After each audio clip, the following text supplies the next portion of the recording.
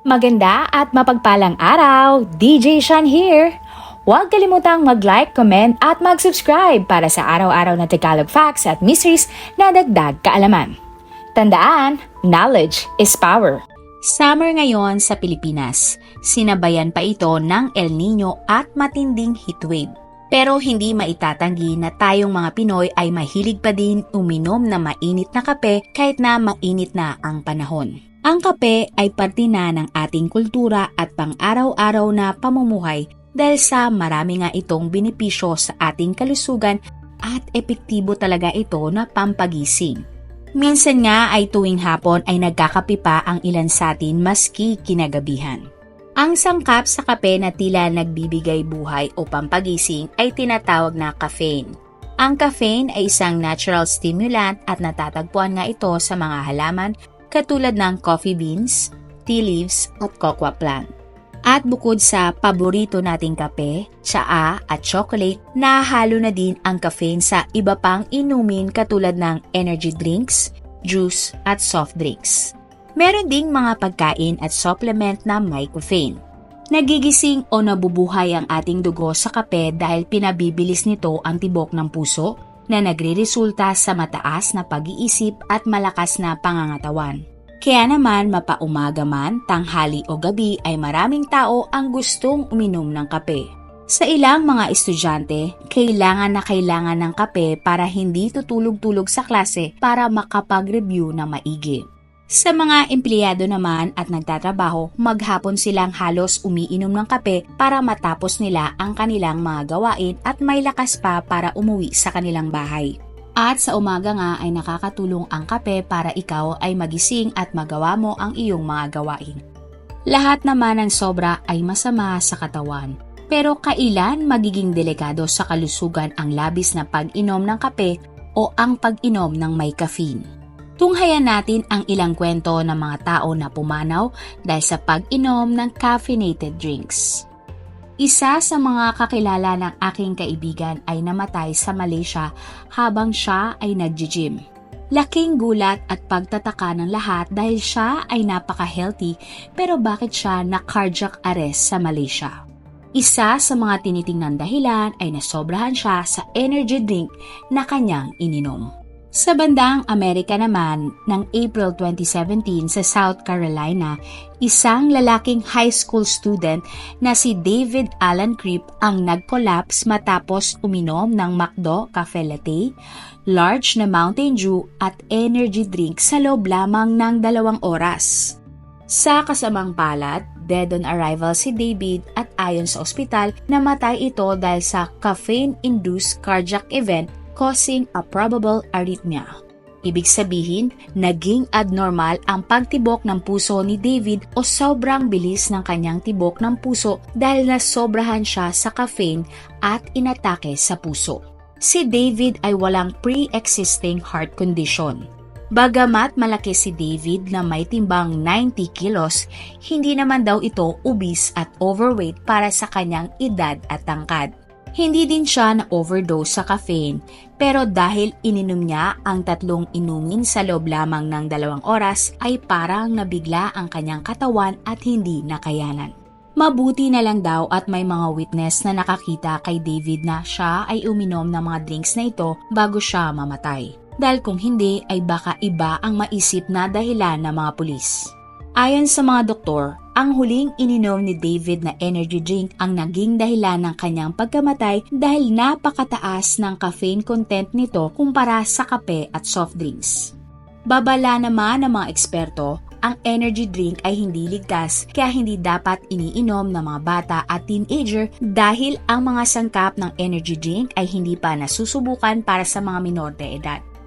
January 2021, isang 29-year-old na lalaki naman sa England ang namatay dahil sa caffeine overdose. Ang lalaki ay kinilalang si Tom Mansfield, isang personal trainer sa gym. Ayon sa balita, hinaluan ni Tony ang kanyang inumin ng caffeine powder na katumbas ng 200 tasa ng kape.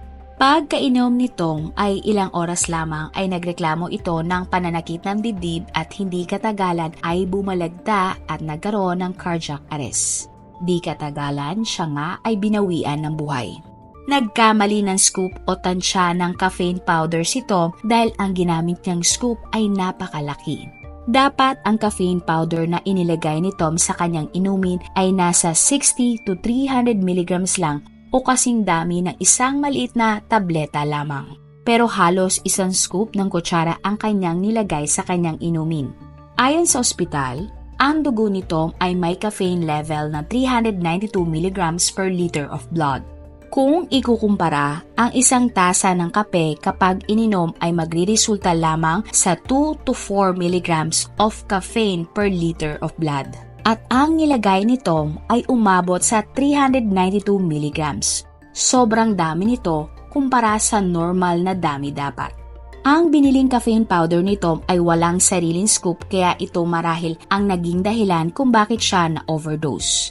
Gumamit siya ng napakalaking scoop. Bagamat walang pananagutan ang gumawa ng caffeine powder dahil kumpleto naman sila sa label at warning, mainam dapat na samahan na nila ng scoop ang kanilang produkto na may tamang dosage para hindi na mangyari sa iba ang nangyari kay Tom.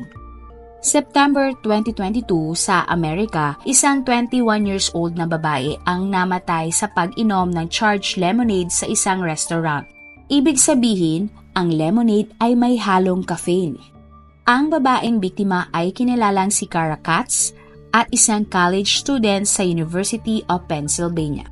Si Sarah ay may pre-existing condition na QT syndrome type 1 o ibig sabihin ay mayroong sakit si Sarah na abnormal ang kanyang pagtibok ng puso kaya bawal siya sa kape o kahit anumang inumin na may caffeine. Ayon sa balita, hindi alam ni Sarah na mayroong caffeine ang lemonade na binili niya sa isang restaurant. Ilang oras matapos ininom ni Sarah ang charged lemonade ay inatake ito sa puso at namatay agad. Sabi ng mga kamag-anak at kaibigan ni Sarah, kung alam nito na may caffeine ang kanyang lemonade ay hinding-hindi niya ito bibilin dahil nga alam niyang masama ito sa kanyang katawan. Makalipas naman ang isang taon, October 2023, kinasuhan ng pamilya ni Sarah ang restaurant na nagbebenta ng charged lemonade. Ayon sa kaso, ang charged lemonade ay binibenta katabi ng mga kape at hindi kape. Ina-advertise nila ito na bilang isang plant-based, malinis at konting kape lang ang halo nito. Pero ang ininom ni Sarah na charged lemonade ay nasa large size at mayroong kape o caffeine content na sobrang taas na halos nasa 390 milligrams. Katumbas ito ng halos 10 tasa ng kape. Dagdag pa ng pamilya ni Sarah, wala umanong warning o label na ang lemonade na binebenta ng restaurant ay isang energy drink pala. Ayon sa mga doktor, pwede namang magkape o uminom ng caffeine drink si Sarah pero dapat ay konti lang o mababang dose lang. Sobrang taas daw kasi ng dose ng lemonade na binili nito. Ang isang normal na tao ay hindi dapat kumonsumo ng caffeine na lalagpas ng 400 mg per day o katumbas ng 4 hanggang 5 tasa ng kape lamang. Kapag lumagpas na sa recommended dose ay maraming ng masamang epekto ang mangyayari sa ating katawan, lalo na sa ating puso o blood pressure. Bilang tugon sa kaso, ang restaurant na kinasuhan ay naglagay na ng mga label sa kanilang inumin. Pero giit nila, hindi sila nagkulang o wala silang kasalanan sa pagkamatay ni Sarah. Bumili pa nga umano si Sarah ng membership card para may points o libre siya tuwing bibili ng mga inumin. Sa ngayon ay mayroon pang 2 ibang kasong kinakaharap ang restaurant na katulad din sa kaso ni Sarah. Sa ating mga istorya, mapapatunayan na nakamamatay ang labis na pag-inom ng kape at caffeine drinks at mas lalong delikado ito para sa taong may sakit o pre-existing condition. Kung maraming benepisyo ang kape, marami din namang itong side effects kapag sumobra ka kahit kakaunti lang ang iyong ininom. Ilan sa mga side effects nga ay ang insomnia, nerbyoso, pagkabalisa at pagkahilo. Kapag sobra-sobra naman ang konsumo ng caffeine ay magdudulot ito ng sakit ng ulo, anxiety at paninikip ng dibdib. Ang malala ay irregular na heartbeat na nauuwi madalas sa pagkamatay dahil sa cardiac arrest. Ayon sa mga eksperto, 4 hanggang 5 baso ng maliit na tasa ng kape ay pwede na o sakto para hindi ito magkaroon ng masamang epekto sa katawan. Pero syempre, iwasan din na matamis ang kape dahil masama ito kapag sobra, lalo na kung may kasabay na caffeine. Iwasan ding uminom ng kape sa gabi o bago matulog dahil nagdudulot ito ng insomnia o hindi ka makakatulog agad. Payo naman ng mga doktor sa mga taong may sakit sa puso, sensitive stomach, high blood, diabetes, buntis, allergy at anxiety ay dapat umiwas sa kape o kahit anong caffeinated drinks dahil lalo lang palalalain ang kanilang karamdaman kahit konti lang ang kanilang ininom. Ang alternatibo naman sa caffeine drinks ay tubig, fruit at vegetable smoothies, ginseng, nuts, peppermint, chai tea, lemon water, at gatas. Para sa low caffeinated drinks naman, andyan ang black tea, green tea, matcha, chocolate o cocoa drinks. Hanggat maaari, iwasan ang energy drinks at soft drinks dahil sobrang taas nga ng caffeine content ng mga ito at mataas din sa sugar. Nito lamang, nagsimula akong itigil ang pag-inom ng kape dahil nga ito ay nagdudulot sa akin ng mga sobrang palpitations. Nung una ay nahirapan ako dahil parang nanghihina ako kapag hindi nakakainom ng kape. Sabi nga ng ilan, ang kape ay parang may mga ingredients na nakaka-addict at hahanap-hanapin mo talaga. Pero mabuti na lang at nasanay ako na walang kape sa aking katawan. Hindi na gaya dati na kapag hindi ako nakakainom ng kape, ako ay nanghihina at inaantok. Pero ngayon ay kaya ko nang gumawa ng aking mga gawain nang hindi umiinom ng kape. Tandaan, health is wealth, kaya naman kung mahilig ka sa kape, milk tea, chocolate drinks, at soft drinks, ay go lang sa pag-inom nito. Basta wag lang susobra at inumin ito ng tama. Marami pong salamat sa inyong panonood. Meron ba kayong mga kwento na gusto nyong i-share sa ating mga manonood? O kung may personal po kayong kwento na gusto nyong i-feature sa ating channel, i-comment down below nyo lang ang inyong mga suggestions. Salamat sa pagsuporta nyo sa aming mga channel. God bless everyone!